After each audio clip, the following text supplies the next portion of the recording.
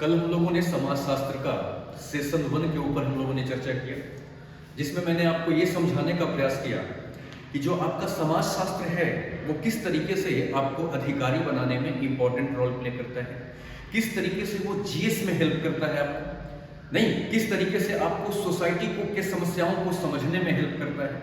इसके ऊपर हम लोगों ने कल गहरी चर्चा की। उसके बाद समाजशास्त्र का परिभाषा क्या है, अलग अलग विचारकों का समाजशास्त्र को लेकर के क्या राय है, इन सभी के ऊपर हम लोगों ने गहरी चर्चा की और एक समाजशास्त्र को एक परिभाषा में हम लोगों ने कल बांध दिया। आज का जो हमारा विषय है वो ये है कि आखिर दुनिया में समाजशास्त्र का विकास हुआ कैसे। समाजशास्त्र नामक एक नया विषय जो है वो दुनिया में कैसे अवतरित हुआ और समाजशास्त्र की तरफ लोगों का झुकाव कैसे हुआ और समाजशास्त्र जो है वो एक महत्वपूर्ण विषय के रूप में कैसे उभर करके आया, इसके ऊपर थोड़ा चर्चा करें। तो आज हम जब चर्चा करेंगे तो हमारा मेन मुद्दा होगा समाजशास्त्र का विकास कैसे।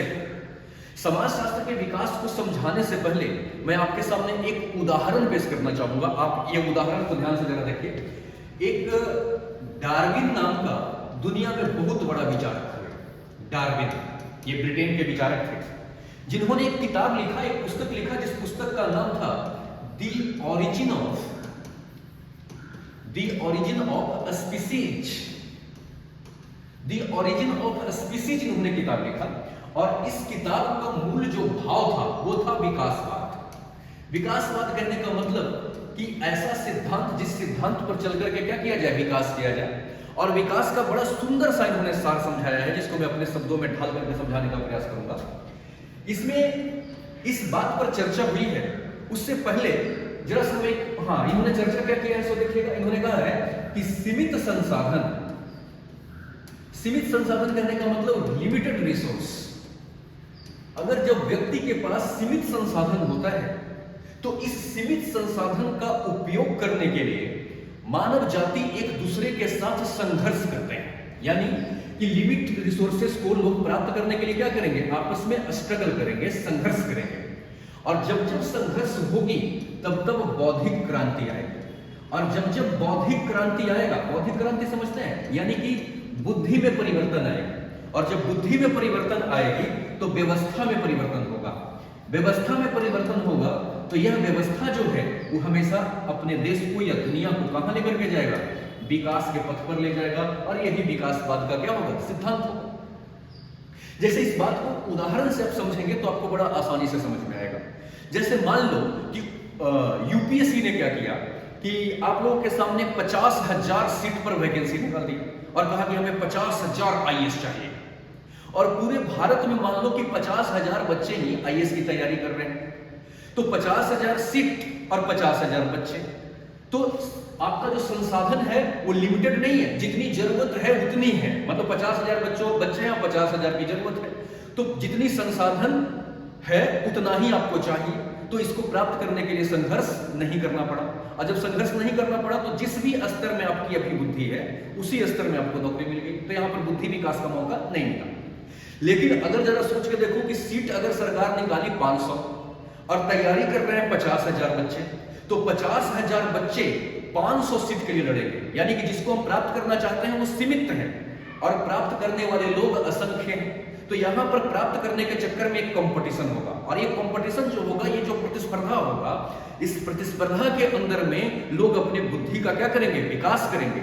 बौद्धिक विकास होगा, बौद्धिक क्रांति आएगी और बौद्धिक क्रांति हमेशा व्यवस्था को बदल देता है और यह व्यवस्था क्या करता है, विकास देता है। तो जहां संघर्ष होगा वही बौद्धिक क्रांति होगी। जैसे एक उदाहरण और लीजिए, वर्तमान में आप लोग देख रहे होंगे कि भारत के प्रधानमंत्री नरेंद्र मोदी की माताजी कल गुजर गई। और दूसरा उदाहरण आप राहुल गांधी का ले लीजिए। राहुल गांधी के जीवन में जितनी भी आवश्यकताएं होंगी, जैसे अगर उनको खाने का मन करे कि 5 रुपया का चॉकलेट खा ले, तो उनके पिताजी 500 को चॉकलेट दे देंगे। अगर मान लो कि उनको कोचिंग पढ़ने की आवश्यकता है तो इंडिया को छोड़ो, उनको पढ़ने के लिए लंदन भेज देंगे।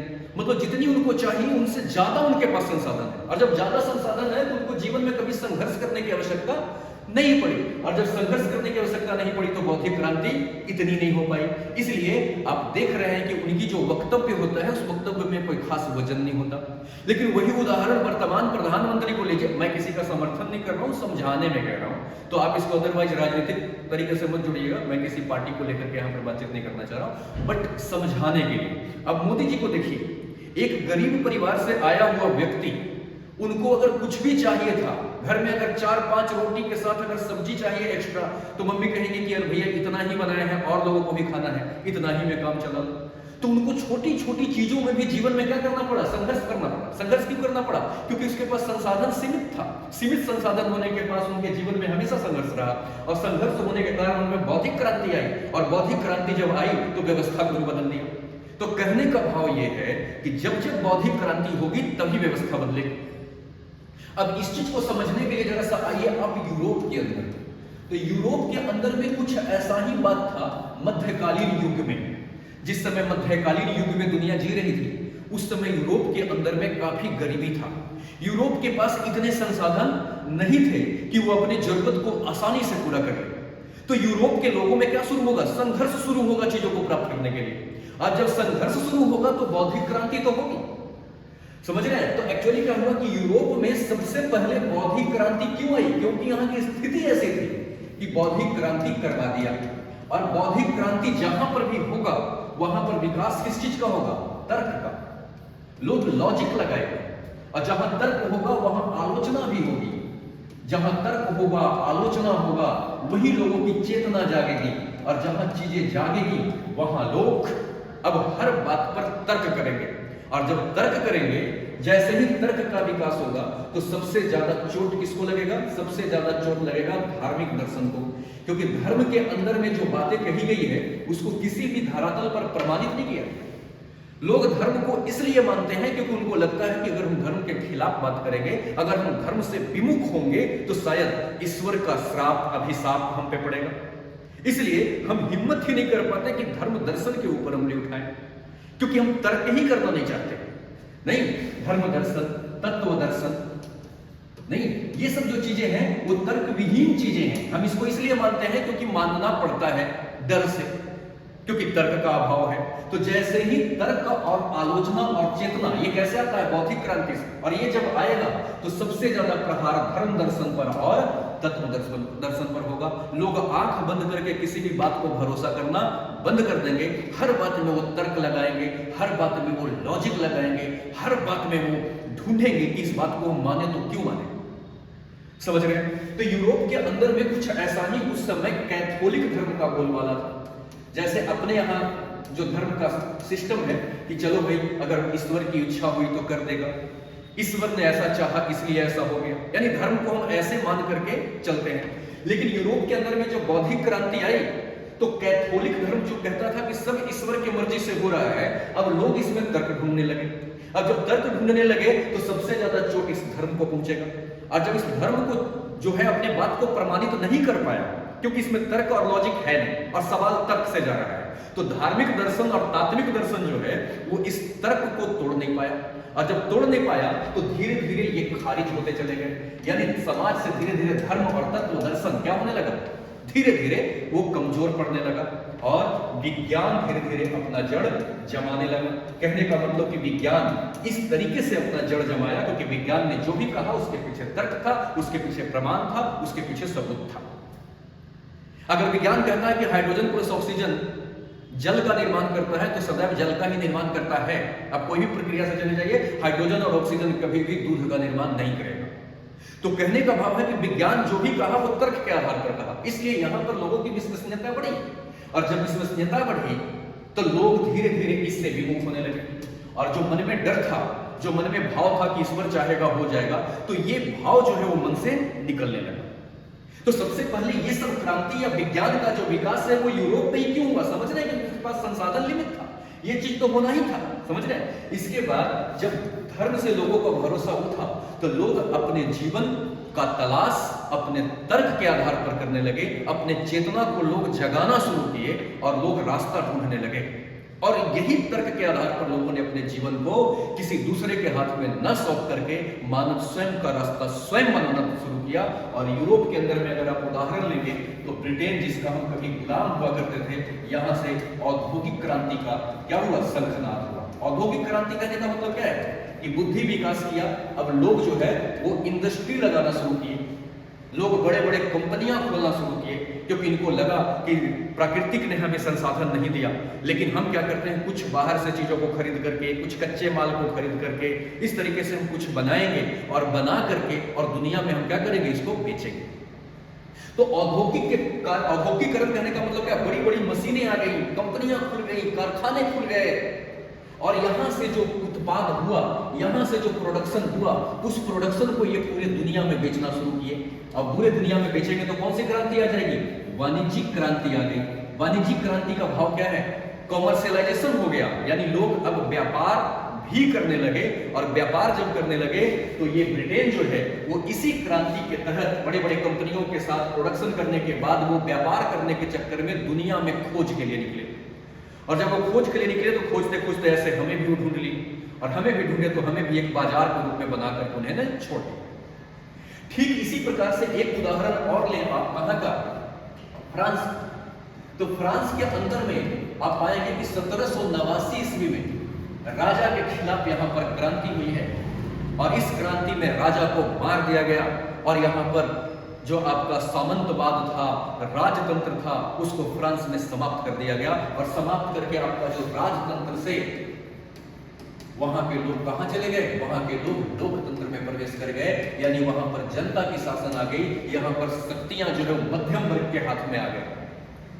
तो यहां पे राजा के खिलाफ जो हथियार उठाने का साहस फ्रांस किया है, वो क्यों किया, क्योंकि इनके पास संसाधनों की कमी होने के कारण ये इनमें बौद्धिक क्रांति आई, संघर्ष करते करते। और जब बौद्धिक क्रांति आई तो ये तर्क करने लगे। तर्क करने से क्या हुआ कि पहले राजा को ईश्वर का प्रतिनिधि माना जाता था। आप इतिहास में पढ़ेंगे तो आप पाएंगे कि कुछ राजाओं ने अपने आप को ईश्वर का प्रतिनिधि कह दिया है, कि राजा की बात ईश्वर के प्रतिनिधि की तरह मानना चाहिए। जब तर्क हुआ तो लोगों ने कहा कि जब ईश्वर को ही चोट लग गया, जब धार्मिक दर्शन को ही चोट पहुंच गया, जब तत्व दर्शन को ही चोट पहुंच गया, तो जरा हमें बताइए कि अब तर्क कहां पहुंच गया होगा। जब तर्क पहुंच गया तो राजा की स्वीकार्यता को भी लोगों ने क्या कर दिया, दरकिनार कर दिया, और राजा के खिलाफ भी लोग तलवार उठा लिए और उठा करके यहां पर नाश कर दिए। तो फ्रांस के अंदर में चाहे तो राजतंत्र की खात्मा से लोकतंत्र की ओर फ्रांस गया हो, यह भी क्या है, एक बौद्धिक क्रांति है। ठीक उसी प्रकार से ब्रिटेन के अंदर में जो औद्योगिकीकरण के माध्यम से वाणिज्यिक क्रांति जो आई है, औद्योगिकीकरण के माध्यम से जो वाणिज्यिक क्रांति आई है, व्यापार की जो क्रांति आई है, वो भी क्या है, बौद्धिक क्रांति का परिणाम है।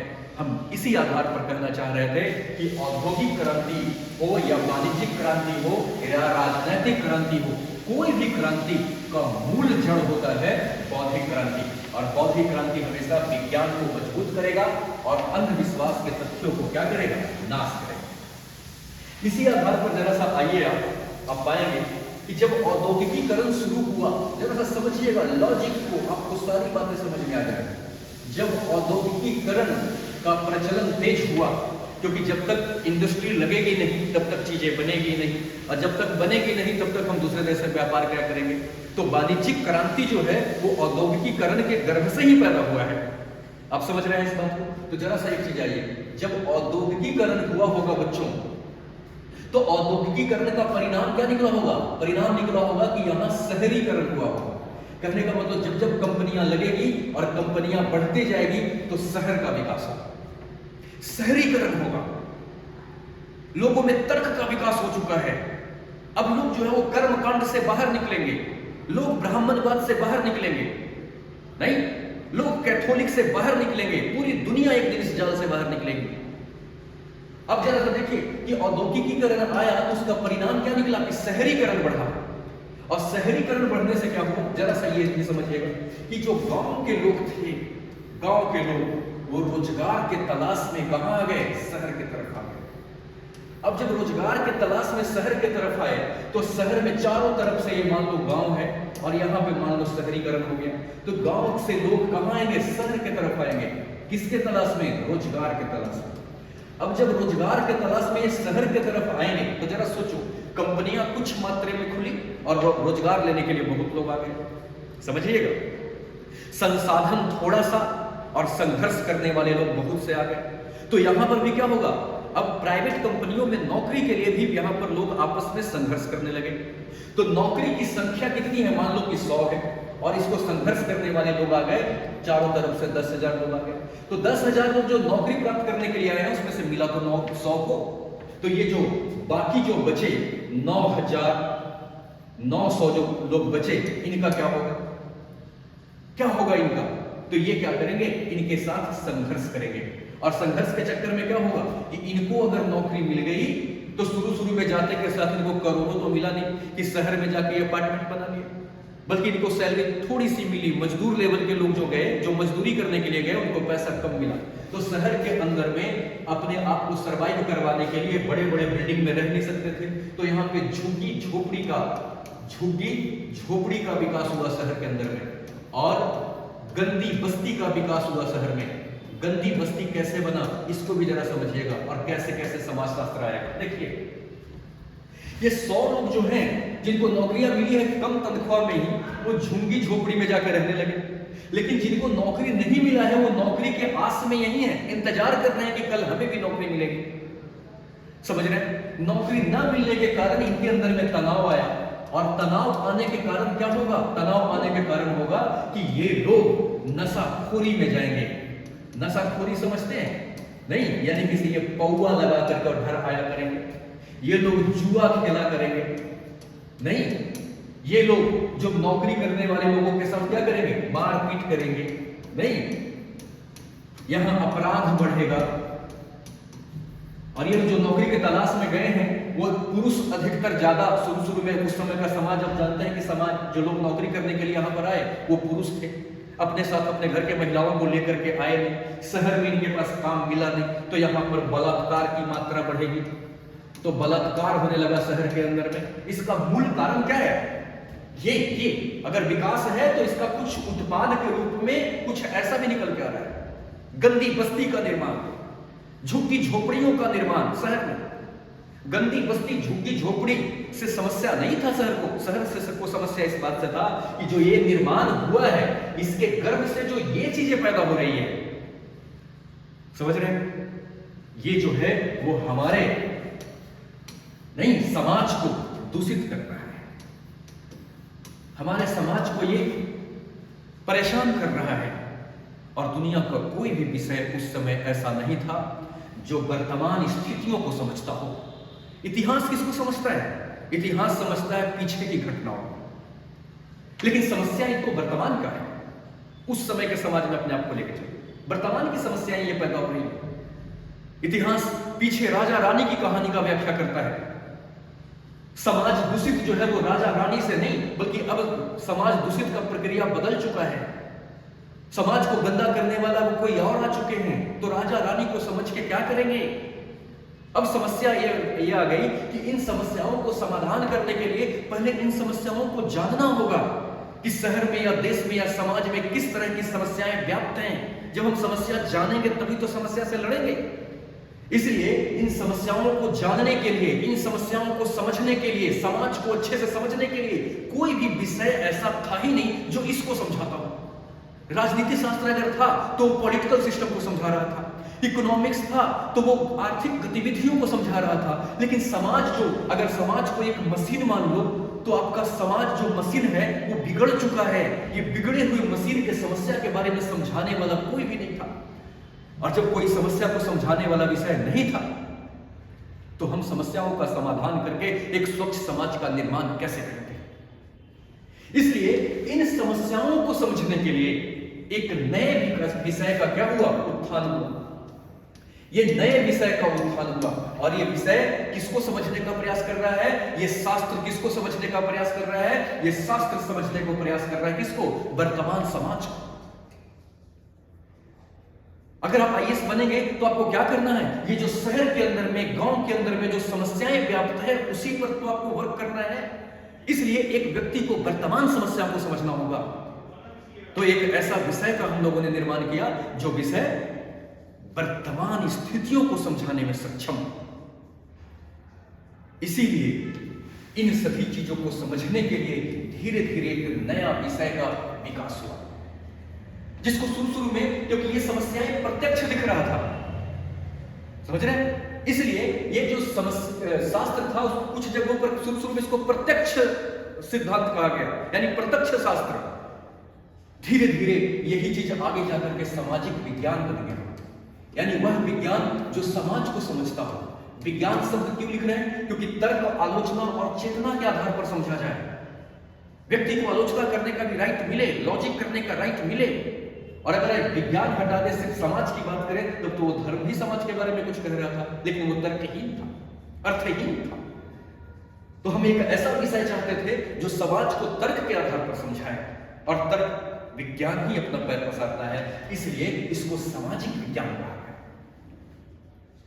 लेकिन धीरे धीरे इसके क्षेत्र बढ़ते चले गए, और धीरे धीरे एक टाइम ऐसा आया, यही सामाजिक विज्ञान जो है वो समाज शास्त्र के नाम से जाना गया। समाज शास्त्र दो शब्दों के मेल से बना हुआ है, सोशियोलॉजी, सोशियस प्लस लोगस। सोशियस का मतलब सोसाइटी, लोगस का मतलब स्टडी, यानी ऐसी कोई शास्त्र जो सोसाइटी को स्टडी करता हो, वो समाज शास्त्र। समाज जो आपका है वो 3 अक्षरों से मिलकर के बना हुआ है। आप देखिए ध्यान से, 3 अक्षरों से मिलकर के बना हुआ है, और वो क्या है? स, मा, ज। स का मतलब समस्त, मा का मतलब मानव जाति, मानव जाति के बीच संबंध, मानव जाति के बीच संबंध, और ज का मतलब जाल, यानी समस्त मानव जाति के बीच जो संबंधों का जाल है वही समाज है। कहने का मतलब कि हम मानव जाति को अपने संबंध से बाहर कर ही नहीं सकते। हमारा धर्म है कि इस धरा पर जो भी मानव आया है उस मानव को अपने साथ जोड़ें, एक संबंध बनाएं। और संबंध, जैसे आपने जाल को देखा होगा कि जाल के अंदर में धागा से धागा जुड़ा हुआ होता है, और धागा से धागा जुड़ जुड़ करके एक जाल का निर्माण करता है। उसी तरीके से मानव एक दूसरे से जुड़ करके एक जाल बनाया। वही तो है समस्त मानव जाति के बीच जो संबंधों का जाल है, वही समाज है। तो क्या कुछ लोग हमारे समाज के एक बहुत बड़ा हिस्सा ऐसा था जो मुख्य धारा से कटता जा रहा था, मुख्य धारा से हटता जा रहा था, ये बिछड़ते जा रहे थे। तो इनको समझना था, इनको समझ करके धारा में जोड़ना था, मुख्य धारा में लाना था। जो ये समाज के हाशिए से बाहर जा रहे थे, इनको खींच करके फिर से समाज के अंदर स्थापित करना था। अंत्योदय का भावना, यानी हमारे समाज के सबसे आखिरी लाइन में जो खड़े हैं उनका विकास, उनका उदय, अंत उदय अंत्योदय, अंत्योदय का भावना रखना था। और व्यक्तियों के हृदय में एक ऐसा भरोसा देना था कि 84 लाख प्रकार का जो जीव जंतु इस धरती पर जी रहा है उसमें मानव सर्वश्रेष्ठ जीव है, क्योंकि मानव के पास समाज है, मानव एक दूसरे को समझता है, मानव एक दूसरे के रोम रोम से जुड़ता है, मानव एक दूसरे के वेदना को समझता है, एक दूसरे के साथ खड़ा होता है, एक दूसरे के दुख सुख में सम्मिलित होता है। ऐसा तभी होगा जब मानव मानव संबंधों में बंधेगा। और संबंध में बांधने के लिए ये बिगड़ा हुआ जो मशीन था, समाज रूपी मशीन बिगड़ा हुआ जो था, उसके कुछ पार्ट खराब हो गए थे, उस खराब कल पुर्जे को ठीक करना था, और ठीक करके एक बेहतरीन मशीन का निर्माण करना था, एक ऐसा समाज जहां पर अमन, शांति और चैन की श्वास ले सके। लेकिन ठीक तभी करेंगे जब उस मशीन की हम समस्याओं को जानेंगे। तो ये जो समस्याएं हैं, इन समस्याओं को जानने के लिए एक विषय का सूत्रपात हुआ, और वही विषय समाजशास्त्र के रूप में जाना जाता है। तो समाजशास्त्र का विकास किस तरीके से हुआ आपने देख लिया। इसके ऊपर हम लोग जो नेक्स्ट सेशन चलाएंगे उसमें देखेंगे कि समाजशास्त्र का अन्य विषयों से संबंध कैसे है।